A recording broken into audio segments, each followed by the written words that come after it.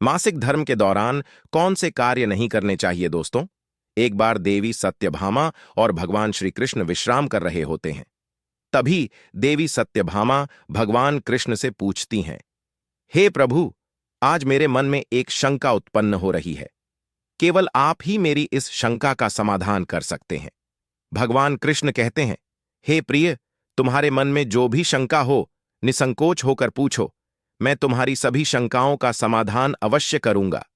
देवी सत्यभामा कहती है, हे प्रभु, किस श्राप के कारण स्त्रियों को मासिक धर्म की पीड़ा सहन करनी पड़ती है? मेरा दूसरा प्रश्न यह है, प्रभु, एक रजस्वला स्त्री को कौन से कार्य नहीं करने चाहिए जिससे उन्हें पाप लगता है? भगवान कृष्ण कहते हैं, हे देवी, आज तुमने मानव जाति के कल्याण के लिए बहुत ही उत्तम प्रश्न किया है। तुम्हारे इन सभी प्रश्नों का उत्तर देव शर्मा की इस प्राचीन कथा से प्राप्त हो जाएगा।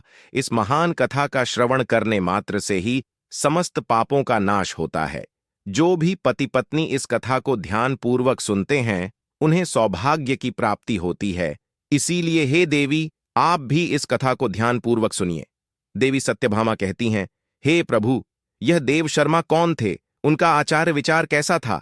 मैं इस कथा को अवश्य सुनना चाहती हूं। कृपया आप इस कथा को मुझसे कहिए, मैं इसे ध्यानपूर्वक पूरा अवश्य सुनूंगी।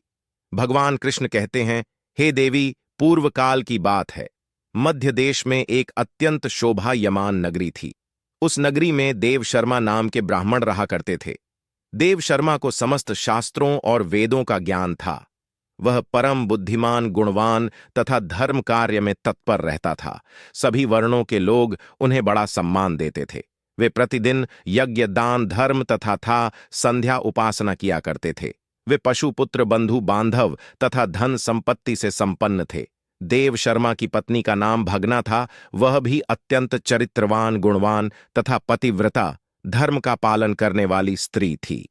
फिर एक दिन देव शर्मा ने अपने घर पर सत्यनारायण की पूजा रखी और सभी ब्राह्मणों को स्वयं जाकर निमंत्रण दिया।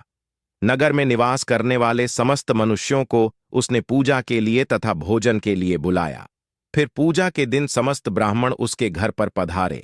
देव शर्मा ने सभी ब्राह्मणों का विधिपूर्वक पूजन किया और उनका आदर सत्कार किया। फिर उसने सभी ब्राह्मणों को घर के अंदर बुलाया और सुंदर आसन देकर उन्हें बिठाकर मीठा भोजन कराया। ब्राह्मणों को भोजन कराने के बाद उसने भगवान का स्मरण करते हुए सभी को वस्त्र आदि का दान करके विदा किया। वे सभी ब्राह्मण देव शर्मा को आशीर्वाद देकर वहां से चले गए। उसके बाद उसने अपने परिवार, बंधु बांधव तथा अनेक दीन और भूखे लोगों को भोजन कराया। इस प्रकार से सभी को भोजन कराकर और पूजा संपन्न करके जब वह ब्राह्मण अपने घर के द्वार के सामने खड़ा रहा, तब उसने देखा कि उसके घर के सामने एक कुतिया और बैल बात कर रहे थे। उस ब्राह्मण ने उस कुतिया और बैल की पूरी बात सुनी तो उसे बड़ा आश्चर्य हुआ। वह कुतिया और बैल उसके माता पिता ही थे, जो पिछले जन्म के पाप के कारण इस जन्म में कुतिया और बैल बन गए थे। तब वह ब्राह्मण मन ही मन सोचने लगा, यह दोनों तो साक्षात मेरे माता पिता ही हैं, जो मेरे घर पर पशु बनकर आए हैं। किस कारण से इन दोनों को प्राणियों का शरीर प्राप्त हुआ? अब इनके उद्धार के लिए मैं क्या करूं? इस प्रकार विचार करते हुए उस ब्राह्मण को रात भर नींद नहीं आई और वह रात भर भगवान का स्मरण करते हुए सोच विचार करने लगा। उसने सोचा, मेरे माता पिता की मुक्ति का उपाय केवल मुनि वशिष्ठ जी ही बता सकते हैं। इसीलिए सुबह होते ही देव शर्मा स्नान आदि कार्य संपन्न करके मुनि वशिष्ठ जी के आश्रम पर पहुंच गया।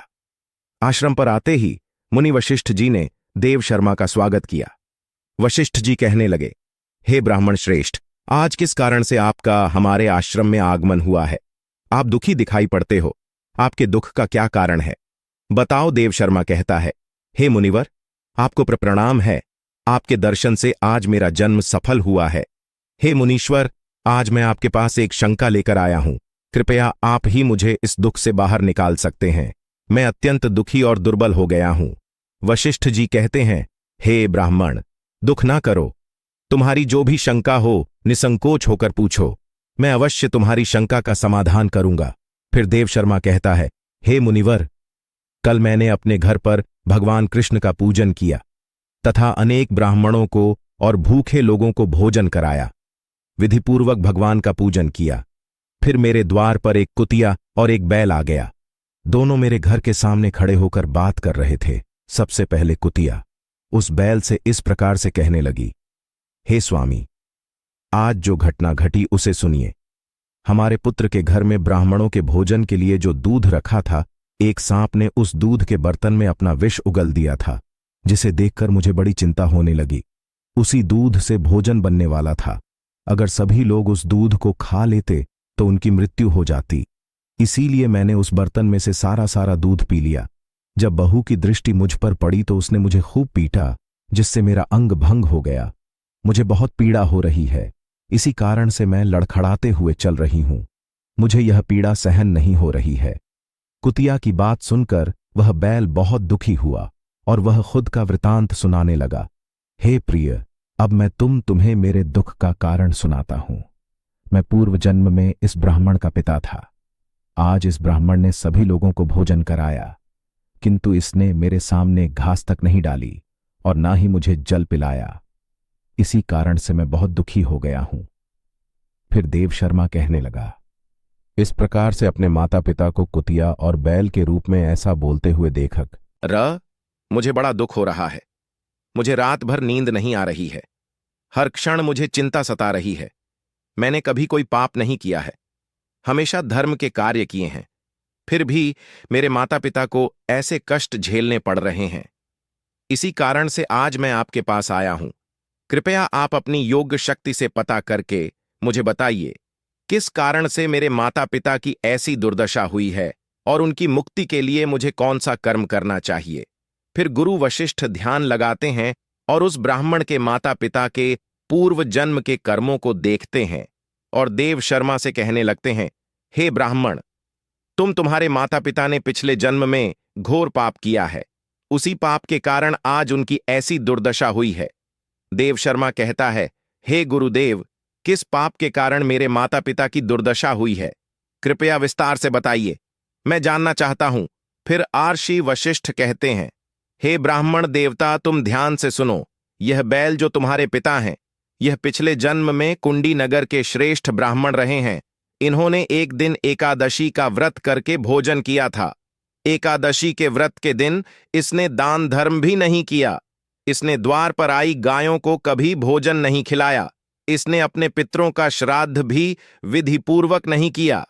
तुम्हारे पिता ने पिछले जन्म में मासिक धर्म के दौरान ही तुम्हारी माता के साथ संबंध बनाया था और इसी पाप के कारण इसे इस जन्म में बैल का रूप प्राप्त हुआ है।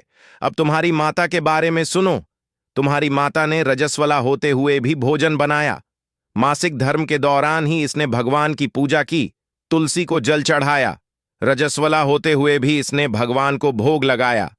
इसी कारण से इसे महापाप लगा है। मासिक धर्म के दौरान स्त्री 3 दिनों के लिए अपवित्र हो जाती है। मासिक धर्म के दौरान स्त्री को पूजा पाठ नहीं करना चाहिए। स्त्री को इन 3 दिनों में अपने बाल भी नहीं धोने चाहिए। इससे पति की आयु कम होती है। मासिक धर्म के दौरान पेड़ पौधों को स्पर्श न करें। रजस्वला स्त्री के साथ संबंध भी नहीं बनाना चाहिए। जो पुरुष रजस्वला के साथ संबंध बनाता है उसे ब्रह्म हत्या का पाप लगता है। जो रजस्वला के वस्त्रों को स्पर्श करता है उसे भी पाप लगता है। रजस्वला स्त्री के शरीर में 3 दिनों तक ब्रह्म हत्या का पाप निवास करता है और चौथे दिन ही वह स्नान करके पवित्र हो जाती है। चौथे दिन स्नान करने के पश्चात रजस्वला स्त्री को अपने पति का मुख देखना चाहिए। अन्य किसी पुरुष का मुख नहीं देखना चाहिए। यदि पति समीप ना हो तो सूर्यदेव के दर्शन करने चाहिए। गुरु वशिष्ठ कहते हैं, हे ब्राह्मण, इसी पाप के कारण तुम्हारे पिता को बैल और तुम्हारी माता को कुतिया का जन्म प्राप्त हुआ है। देव शर्मा कहता है, हे मुनीश्वर, अब आप मुझे मेरे माता पिता की मुक्ति के लिए उपाय बताइए। वशिष्ठ जी कहते हैं, हे ब्राह्मण, तुम किसी भी अमावस्या के दिन अपने माता पिता की मुक्ति के लिए श्राद्ध तथा तर्पण करो और दान धर्म करो, गाय की सेवा करो और गौ माता को मिष्ठान्न खिलाओ और अपने माता पिता की मुक्ति के लिए भगवान से प्रार्थना करो। फिर ब्राह्मण वही करता है और फिर उसके माता पिता को समस्त पापों से मुक्ति मिलती है। भगवान कृष्ण माता सत्यभामा से कहते हैं, हे देवी, मैंने तुम्हें रजस्वला स्त्री को कौन से कार्य नहीं करने चाहिए, इस विषय में बता दिया है। अब मैं तुम्हें बताता हूं किस कारण से स्त्री को मासिक धर्म से गुजरना पड़ता है। सत्य युग में कालकेय नाम से प्रसिद्ध दानव हुआ करते। दानव होने के कारण उनका स्वभाव उग्र था और वे हमेशा ही युद्ध करने के लिए तत्पर रहते थे। फिर एक दिन सभी दानव वृत्रासुर के साथ मिलकर स्वर्गलोक पर चढ़ाई करने लगे। उन असुरों के पास भयंकर शक्तिशाली अस्त्र थे जिसका देवता सामना न कर सके और भागकर ब्रह्मदेव के पास चले गए। फिर ब्रह्मदेव ने उन्हें असुरों को परास्त करने का उपाय बताते हुए कहा, हे इंद्र, तुम इसी क्षण दधीच के पास जाओ। वे उनके शरीर की हड्डियों से तुम्हें अस्त्र शस्त्र प्रदान करेंगे। उन्हीं अस्त्रों का प्रयोग करके तुम वृत्रासुर का वध कर सकोगे। फिर सभी देवता महर्षि दधीच के आश्रम पर जाते हैं और उन्हें प्रार्थना करके अस्त्र प्रदान करने की विनती करते हैं। फिर संसार के कल्याण के लिए महर्षि दधीच अपने शरीर की हड्डियों से अस्त्र शस्त्र निर्माण करते हैं। उन्हीं अस्त्रों में से एक वज्र नाम का अस्त्र होता है जिसे देवराज इंद्र धारण कर लेते हैं। फिर सी देवता गण वृत्रासुर के साथ युद्ध करने के लिए निकल जाते हैं। देवताओं और दानवों के बीच भीषण युद्ध होता है। सभी देवता आकाश में दानवों से युद्ध के लिए एकत्रित हो जाते हैं और प्रहार करने लगते हैं। अग्निदेव अग्नि के प्रहार से दैत्यों को दग्ध करने लगते हैं। अग्नि के प्रभाव से दैत्यों का अंग अंग जलने लगता है। फिर वरुण देव जल की वर्षा से दैत्यों को डुबो देते हैं, जिससे दैत्य त्राही त्राही करने लगते हैं। अनेक दिनों तक इस प्रकार से दैत्यों और देवताओं के बीच में भीषण युद्ध चलने लगता है। फिर देवराज इंद्र और वृत्रासुर आमने सामने आ जाते हैं। दोनों के बीच भीषण युद्ध होता है और फिर देवराज इंद्र अपने वज्र का प्रहार करके वृत्रासुर को मार डालते हैं। उस दानव वृत्रासुर की मृत्यु होते ही उसके शरीर से ब्रह्म हत्या बाहर निकलती है और इंद्र का पीछा करने लगती है। फिर वह ब्रह्म हत्या इंद्र के शरीर में प्रवेश कर लेती है, जिससे इंद्र को ब्रह्म हत्या का पाप लगता है।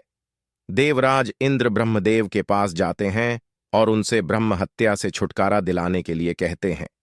फिर ब्रह्मदेव उस ब्रह्म हत्या को इंद्र के शरीर से निकलने की आज्ञा देते हैं और वह ब्रह्म हत्या इंद्र के शरीर से बाहर निकलकर ब्रह्मदेव से कहने लगती है, हे परमपिता, अभी तक मैं वृत्रसुर के शरीर में निवास कर रही थी, क्योंकि उसने अनेक ब्रह्म हत्याएं की थीं। जब इंद्र ने उसकी हत्या की तो मैं इंद्र के शरीर में वास करने लगी। अब आप ही मुझे कोई उचित स्थान दीजिए जहां पर मैं रह सकूं। फिर ब्रह्मदेव कहते हैं, हे ब्रह्म हत्या, मैं तुम्हें उचित स्थान देता हूं। फिर ब्रह्मदेव ने ब्रह्म हत्या के 4 भाग किए और कहा, हे ब्रह्म हत्या, तुम्हारा 1/4 भाग अग्नि के भीतर रहेगा। जो भी मनुष्य अग्नि को आहुति नहीं देगा, तुम उसके शरीर में प्रवेश कर लेना। तुम्हारा दूसरा 1/4 भाग जल के भीतर रहेगा। जो भी जल में थूकेगा अथवा मल मूत्र का त्याग करेगा, तुम उसके शरीर में प्रवेश करोगी। फिर तीसरा 1/4 भाग पेड़ पौधों और वृक्षों के भीतर रहेगा। जो भी मनुष्य अकारण ही वृक्षों को काटेगा, उसे भी ब्रह्म हत्या का पाप लगेगा। फिर ब्रह्मदेव ने अप्सराओं को बुलाया और कहा, हे अप्सराओं, इस ब्रह्म हत्या का 1/4 भाग तुम ग्रहण करो। अप्सराएं कहने लगीं, हे प्रभु, आपकी आज्ञा से हम इसे ग्रहण करने के लिए तैयार हैं, किंतु हमें भी इससे मुक्ति का कोई उपाय बताइए। फिर ब्रह्मदेव कहने लगे, हे अप्सरा, जो भी पुरुष रजस्वला स्त्री के साथ संबंध करेगा, उसके अंदर यह ब्रह्म हत्या प्रवेश कर जाएगी। इस प्रकार से ब्रह्म हत्या के 4 भाग हुए, एक अग्नि में, दूसरा जल में, तीसरा वृक्षों में और चौथा स्त्रियों के अंदर प्रवेश कर गया। उसी ब्रह्म हत्या के भाग के कारण स्त्रियों को मासिक धर्म आता है। जो भी पुरुष मासिक धर्म के दौरान स्त्रियों को स्पर्श करता है अथवा उनके साथ संबंध बनाता है, उसे ब्रह्म हत्या का पाप लगता है। भगवान कृष्ण कहते हैं, हे देवी, इस प्रकार से मैंने आपको स्त्री के रजस्वला होने के पीछे की कथा और रजस्वला स्त्री को कौन से कार्य नहीं करने चाहिए आदि के विषय में बता दिया है। मां सत्यभामा कहती है, हे प्रभु, आज आपने मुझे बहुत ही महत्वपूर्ण ज्ञान दिया है। मैं भी आपको वचन देती हूं, जो भी स्त्री मासिक धर्म के दौरान पूजा पाठ करेगी, पति के साथ संबंध रखेगी, उसके घर में मैं प्रवेश नहीं करूंगी। तो दोस्तों, इस प्रकार से मासिक धर्म के दौरान स्त्रियों को यह कार्य नहीं करने चाहिए। आपको यह कथा कैसी लगी? कमेंट करके जरूर बताएं। जानकारी अच्छी लगी तो वीडियो को लाइक जरूर करें। कमेंट में जय श्री हरि कृष्ण अवश्य लिखें। साथ ही चैनल को सब्सक्राइब करें। आप सभी का धन्यवाद।